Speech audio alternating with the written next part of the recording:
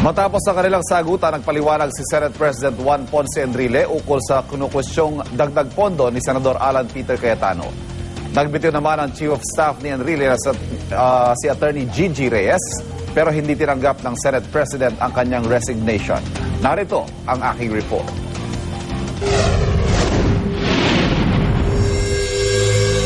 Hindi niya nababayaran na utang niya. Matapos sila magsagutan ni Senador Alan Peter Cayetano bago ang break sa sesyon, kalmado at malamig na ang ulo ni Senate President Juan Ponce Enrile sa kanyang pagbabalik sa plenaryo. Paghingi ng paumanhin ng pambungad niya, pero hindi kay Cayetano. I would like to, first of all, apologize for the fracas that happened. Anyway, it was not intended. I was just trying to answer certain personal assaults against my person, but I will not deal with those matters anymore. Kasunod dito, idinetalya ni Enrile ang kabuang budget ng Senado na kinukwestiyon ni Cayetano. Gate niya, hindi lang daw siya ang Senate President na nagpamudmod ng dagdag pondo at hindi rin daw ito ang unang pagkakataong ginawa niya ito bilang leader ng Senado. I gave them the same thing in 2009. Nobody complained. I gave the same thing in 2010. Nobody complained. In 2011, I also gave the same thing. And in increasing amounts, nobody complained that there was something anomalous or unconstitutional about these things.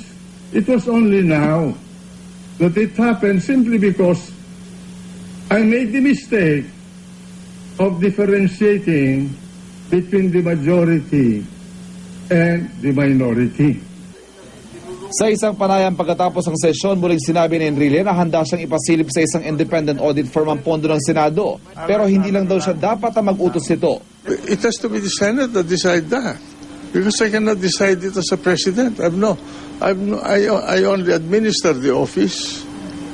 I only make decisions for the office. But something like that will have to be done by the consent of the members of the Senate. Ipinagtanggol din ni Enrile ang Chief of Staff niyang si Attorney Gigi Reyes. Hindi na nagpaunlak ng panayam si Reyes. Everything that my Chief of Staff did were based on my instructions. Wala siyang ginawa na decision niya na sarili niya.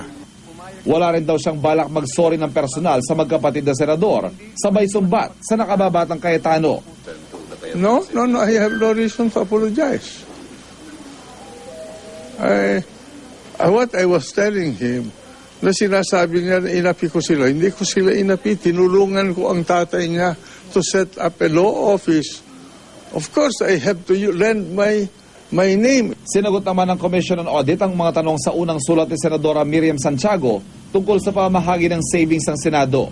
Ayon sa COA, may karapatan naman daw ang Senate President na mamahagi ng savings ng Senado bilang pandagdag gastos ng Senate offices. Alinsunod sa batas, hindi raw nire-require na idetalye kung magkano dapat ang hatian ng pondo. Paglilinaw pa ng COA, wala raw sa mandato nilang silipin kung bakit nagkaroon ng savings ang isang ahensya ng gobyerno o kung sinadya bang magtipid. Ang trabaho raw nila, busisiin kung galing talaga sa savings ang ipinamigay na pera.